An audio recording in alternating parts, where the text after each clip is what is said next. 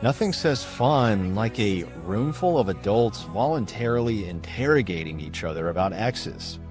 We were at Jake and Maria's apartment, one of those gatherings that starts with dinner and devolves into everyone sitting around their living room with drinks, complaining about work, and pretending we're still young enough to stay up past midnight on weekends. The usual suspects were there, including Sarah, who'd introduced me to Tessa years earlier and was probably already mentally composing her maid of honor speech. Everyone was in good spirits, sharing stories and laughing at Jake's terrible jokes, when Maria pulled out her phone with that mischievous grin that should have been an immediate warning sign.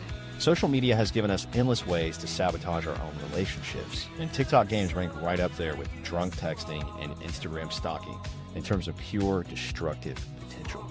This particular game was one of those deceptively simple concepts where you answer personal questions while trying to keep a straight face, and everyone else gets to judge whether you're being honest or just trying to avoid revealing embarrassing truths.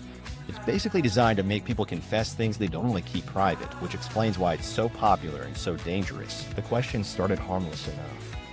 Favorite movie, biggest pet peeve, most embarrassing childhood memory. The kind of stuff that makes for good conversation without causing relationship casualties. Everyone was laughing, sharing stories, and I was actually enjoying myself despite my usual skepticism about these kinds of social experiments.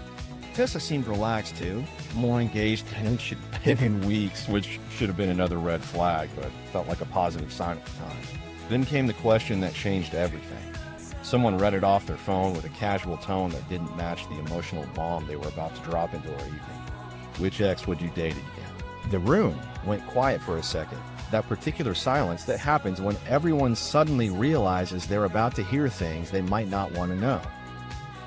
Most people gave diplomatic answers, or made jokes to deflect the question entirely.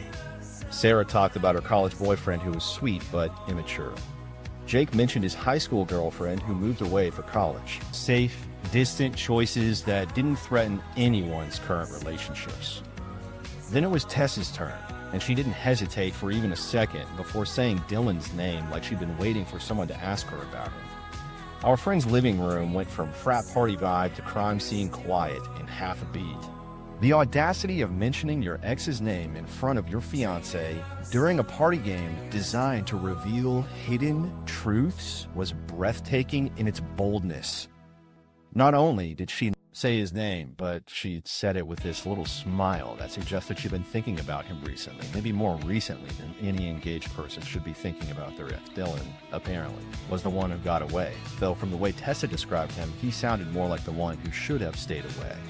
According to her impromptu biography, he was spontaneous where I was predictable, adventurous where I was practical, and passionate where I was steady.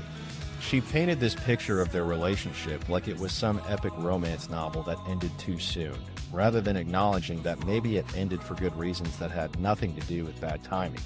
The backtracking started immediately when she noticed the Arctic silence that had descended on the room. She tried to laugh it off, saying it was just a hypothetical question and didn't mean anything, that she was just being honest about her past like the game required. But honest about what exactly? That she'd been fantasizing about her ex while planning our wedding? That she thought our relationship lacked the excitement she'd had with someone else? That she was settling for stability when what she really wanted was drama? Our friends tried to move the conversation along, but the damage was done. The rest of the evening felt like everyone was walking on eggshells, afraid to say anything that might trigger another uncomfortable revelation. Tessa kept glancing at me with this guilty expression that confirmed my suspicions that her Dylan answer wasn't just a random thought, but something she'd been considering seriously. The drive home was a masterclass in passive-aggressive silence. She knew she'd stepped in it, I knew she'd stepped in it, but neither of us wanted to start the conversation that would inevitably lead to bigger questions about our relationship. Instead, we both stared out the windshield, listening to the radio and pretending that everything was normal while the elephant in the car grew larger with every mile. Night, lying in bed next to someone who just publicly fantasized about her ex, I started connecting dots that I'd been ignoring for months. The wedding planning avoidance, the increased phone usage, the general sense that she was mentally somewhere else even when she was physically present. Dylan wasn't just a random answer to a party game question. Dylan was the reason our relationship felt like it was running on autopilot. Sometimes party games reveal more about people than years of therapy sessions ever could. They strip away the polite filters we use in daily conversation and force us to confront truths we'd rather keep buried. That night, a simple tic-tac game did what months of wedding planning stress and relationship uncertainty couldn't do. It gave me the first concrete evidence that the woman I was planning to marry was already planning her escape route. What I didn't realize was that this public confession was just the tip of the iceberg. The real detective work was about to begin, and it would involve paying attention to something I'd been unconsciously ignoring for weeks. When your fiance becomes a phone zombie. Phone behavior changes reveal more about relationship problems than a private investigator with unlimited resources. One day, your partner treats their device like a boring necessity. The next day, they're clutching it like it contains state secrets.